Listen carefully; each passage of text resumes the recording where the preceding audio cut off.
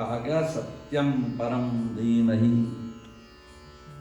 तो भगवान क्या है, ईश्वर कौन है, वह तत्व कौन है जो अल्टीमेट ट्रुथ है, जो सदा। इसलिए भगवान का एक नाम है, अच्युत नाम है भगवान का। अच्युत माने जो स्थिर रहता है, अच्युतानंद गोविंद है, ऐसे नाम रखा गया है। तो भगवान जो है स्थिर रहते हैं सदा, हम स्थिर नहीं रहते। भगवान सदा एक रस एक रूप। तो जन्मार्यस्य तो नुरादितरतः चार्थेषु विज्ञः स्वराट, और भगवान स्वराट है, भगवान पर किसी का नियंत्रण नहीं। थोड़ा इसको कम कर दें, बड़ा अच्छा है। तो उन पर किसी का नियंत्रण नहीं है। नारद जी जब भगवान से नाराज हुए ना, तो तुम क्या समझते हो, इतने स्वतंत्र हो गए, परम स्वतंत्र न सिर पर कोई, तुम्हारे ऊपर कोई सत्ता नहीं है। तो भगवान ने हाथ जोड़कर कहा, बोले नहीं नारद जी ऐसी बात नहीं, हमारे ऊपर सत्ता है। क्या? बोले हमारे ऊपर भक्तों की सत्ता है। मैं भगतन को दास, भगत मेरे मुकुट मणि।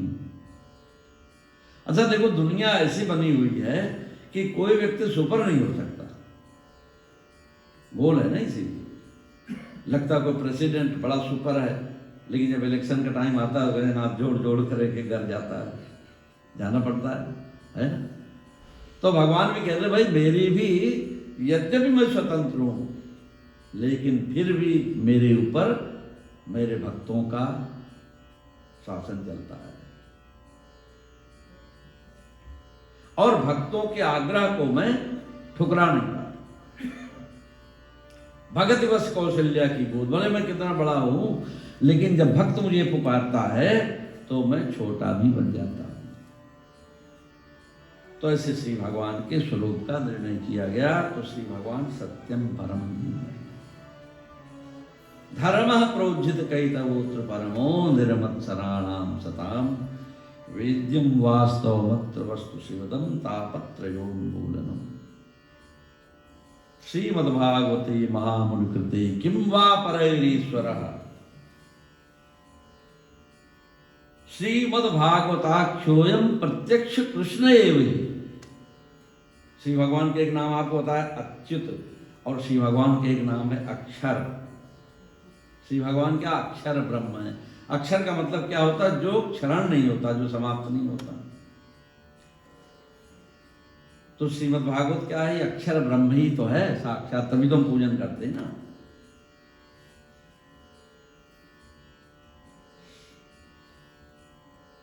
ये श्री भगवान का वांग्मय विग्रह है। तेनेयम वांग्मयी मूर्ति प्रत्यक्षावर्तते हरे सेवनात् श्रवणात् पाठात् दर्शनात् पापनाशनात्। देखो बात ये समझने की है कि सबसे पहले भारतीय संस्कृति में, भारतीय परंपरा में पदार्थ का चिंतन नहीं हुआ, आध्यात्म का चिंतन हुआ। तभी जो ग्रंथ कितने पुराने हैं, और सारी जितनी खोज है वो सब बात की है। तो देखा जाए तो पहले तो हमें नीड होती पदार्थ की, लेकिन फिर भी भारतीय परंपरा में पदार्थ का चिंतन नहीं हुआ, ईश्वर का चिंतन हुआ पहले। इसका मतलब यह है कि किसी काल में पदार्थ की सत्ता बहुत गौण रही होगी। समझ रहे हैं ना बात? पदार्थ मानी जो सारी सुख सुविधाओं के साधन है, इलेक्ट्रिसिटी है, तुम्हारा एयर कंडीशन है, कार है, मोटर है, जो कुछ भी है, ये सब बाद में आया। लेकिन भारतीय परंपरा में आध्यात्मिक सत्ता पहले आई। उसका कारण, जो लोग आत्मा के उस अंदर गुह्यतम तत्व पर विचार कर सकते थे, है ना। देखो आध्यात्म क्या है, कुछ दिख रहा है क्या? ये तो मूर्ति हमने श्री भगवान ठाकुर जी के तैयार कर ली ताकि हमको दिखे, हमको एक आधार मिल जाए, बाकी तो कुछ नहीं दिख रहा। तो जो दिख रहा है उस पर विचार करना, और जो नहीं दिख रहा है उस पर विचार करना, दोनों में कठिन कौन सा है? जो नहीं दिख रहा है ना। जो दिख रहा है उस पर विचार करना बहुत बड़ी बात नहीं है, क्योंकि वो तो दिख रहा है। और जो बिल्कुल आत्मा किसी ने देखा नहीं देखा, और सारा ये तत्व ज्ञान जितना है ये क्या है, ये सब आत्म तत्व का ही तो ज्ञान है ना। तो विचार किस पर किया गया, आत्म तत्व पर विचार ज्यादा किया गया, जो नहीं दिख रहा था। क्यों विचार किया गया, बोले वो तो तुम विचार कर ही लोगे, है ना। बाहरी जो चीजें हैं वो काम तुम कर लोगे। बड़े लोग जो होते हैं वो कहते हैं वे छोटे मोटे काम ये तो तुम खुद कर लो, जो खास काम है वो मेरे पर छोड़ दो।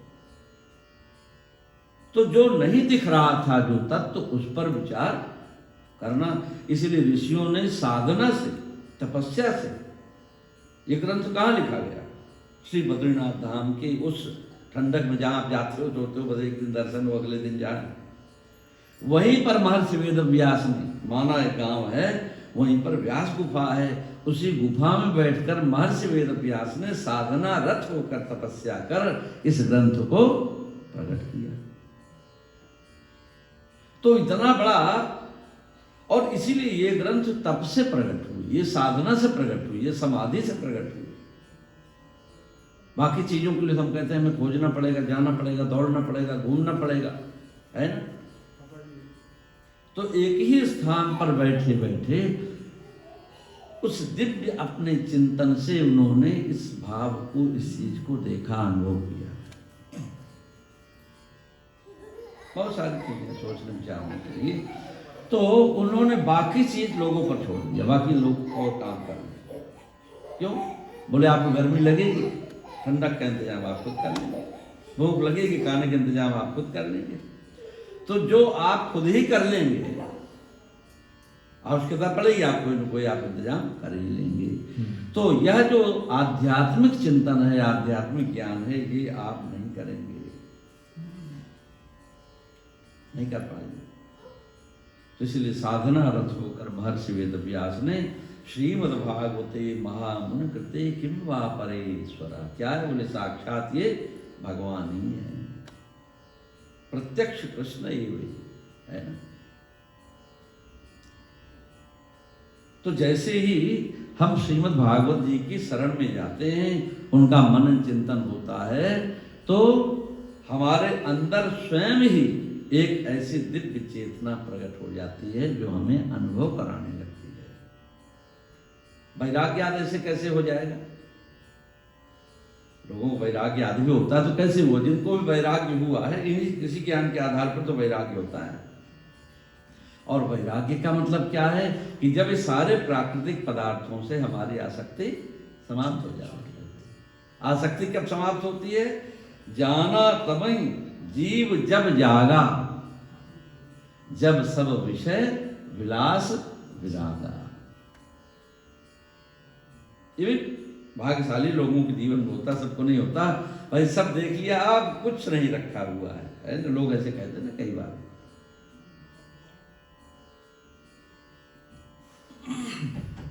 कि सब देख लिया, कुछ नहीं रखा है, क्या यही वैराग्य है। तो वैराग्य का मतलब है कि बाहर की जो चीजें हैं उससे हमारी आसक्ति समाप्त हो जाए या कम हो जाए। तो कौन लाएगा वैराग्य, भागवत जी हमारे जीवन में वैराग्य ले आते हैं।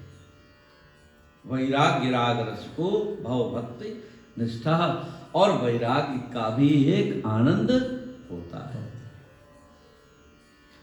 तो बहुत पहले प्राकृतिक इतने पदार्थों की जरूरत व्यक्ति को थी क्या, जरूरतें कैसे मल्टीप्लाई हो रही, नीड भी हमारी मल्टीप्लाई हो रही है। एक कंप्यूटर भी ले आओ तो ये ना सोचो जान छूट गई, उसके बाद उसके इतने अटैचमेंट हैं कि बस अब ये प्रोग्राम चाहिए, अब ये प्रोग्राम चाहिए, ये प्रोग्राम चाहिए, माने बस लगे रहो। तो कोई समय तो ऐसा रहा होगा जब मनुष्य को इस प्रकृति से बहुत कम नीड थी, बहुत कम चाह थी, और अभी कितनी चाह हमारी बढ़ गई। तो अध्यात्म क्या कहता है, बोले इस पर थोड़ा देखो, इस पर कोई विवाद नहीं कर सकता, इस पर थोड़ा रोक लगाओ, क्योंकि ब्रेक भी जरूरी है। तो ये ब्रेक लगाने का काम करता है। कहाँ जा रहे हो, कहाँ भाग रहे हो, तो क्या हो जाएगा है? तो धीरे धीरे एक कंट्रोल। और आपको मैं बताऊं कि कई बार मनुष्य को मजबूरी में भागना पड़ता है, मजबूरी कह लो, कोई प्रेशर है, कई बार देखकर भागना पड़ता है, और खुद उसको समझ है, ज्ञान है कि इससे होने वाला कुछ नहीं है, ये उसको ज्ञान है, फिर भी इच्छा है उसको भगा रही। तो आध्यात्मिक जो ज्ञान है वो मनुष्य को बैलेंस करता है, बताता है कि भाग कर कहां जाओगे, आगे होगा क्या, मिलने वाला क्या है, सत्यम परम धीमहि, मिलने वाला वह परम सत्य ही तुम्हारे जीवन का आधार है। तो क्या करता है परमात्मा, सिरसज पालत हरत जग,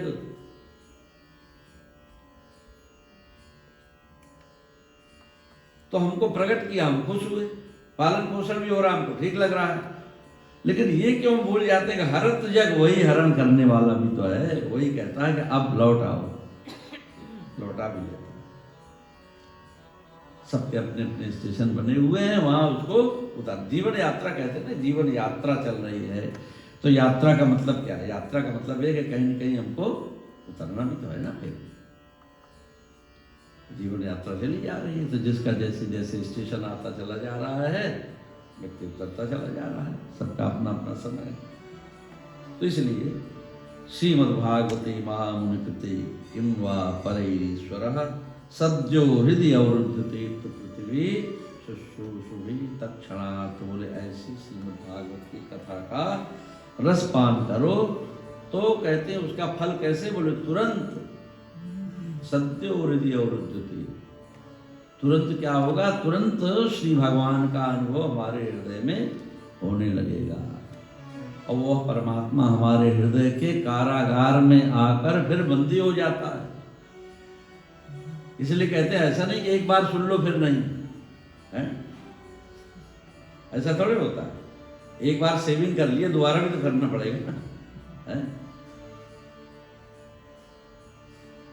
क्योंकि नाना प्रकार की चीजें आकर जो प्राप्त है उसको छीन भी तो लेती है। एक बार सत्संग हो गया, ठीक, बड़ा अच्छा लगा, फिर काफी दिन हो गया, फिर दूसरे संसार में चले गए, फिर सुना, अच्छा पहले सुना तो बड़ा अच्छा लगा था, फिर आए।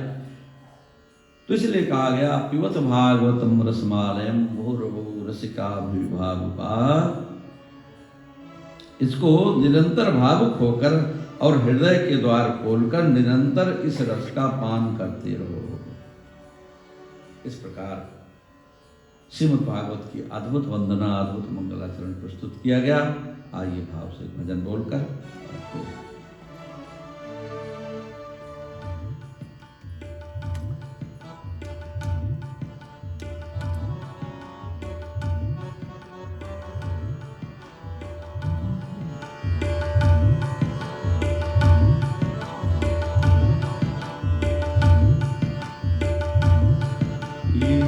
जीवन है तेरे हवाले ओ मुरलिया वाले, जीवन है तेरे हवाले ओ मुरलिया वाले, जीवन है तेरे हवाले ओ मुरलिया वाले, जीवन है तेरे हवाले मुरलिया वाले, जीवन है तेरे हवाले ओ मुरलिया वाले, जीवन है तेरे हवाले मुरलिया वाले, जीवन है तेरे हवाले ओ मुरलिया वाले, जीवन है तेरे हवाले मुरलिया वाले।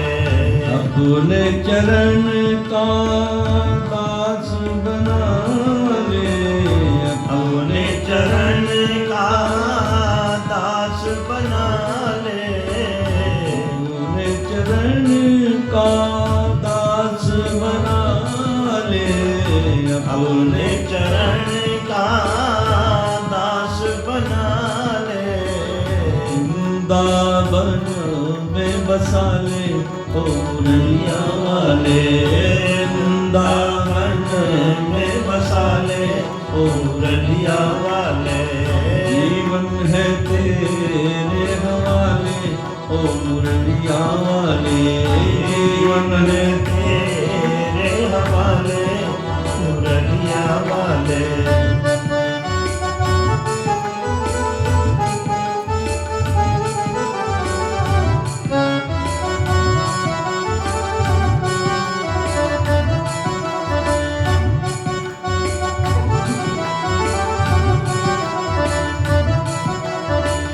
मेरे अपने हुए न अपने, मेरे अपने हुए न अपने, मेरे अपने हो मेरे अपने, मेरे अपने हो मेरे अपने, मेरे अपने हुए न अपने, मेरे अपने हुए न अपने, अब तो तू ही अपना ले ओ मुरलिया वाले, अब तो तू ही अपना ले मुरलिया वाले, जीवन है तेरे हवाले ओ मुरलिया वाले, जीवन है तेरे हवाले मुरलिया वाले।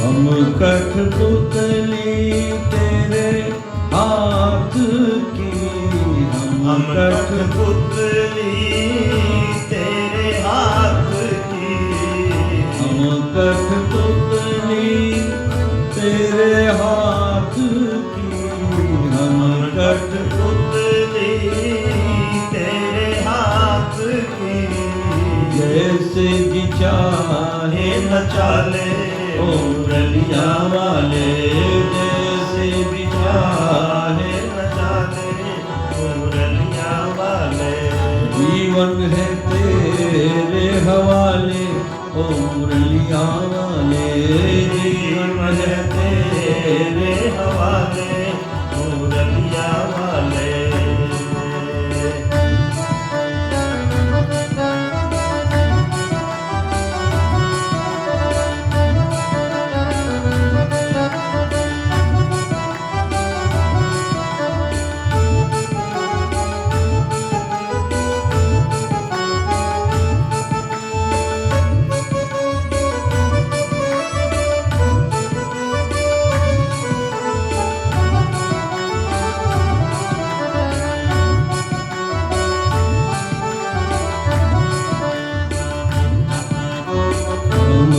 भक्तों की अर्ज यही है, हम भक्तों की अर्ज यही है, हम भक्तों की अर्ज यही है, हम भक्तों की अर्ज यही है, अपनी शरण लगा ले ओ मुरलिया वाले, अपनी शरण लगा ले मुरलिया वाले, जीवन है तेरे हवाले ओ मुरलिया वाले, जीवन है तेरे हवाले मुरलिया वाले, जीवन है तेरे हवाले ओ मुरलिया वाले, जीवन है तेरे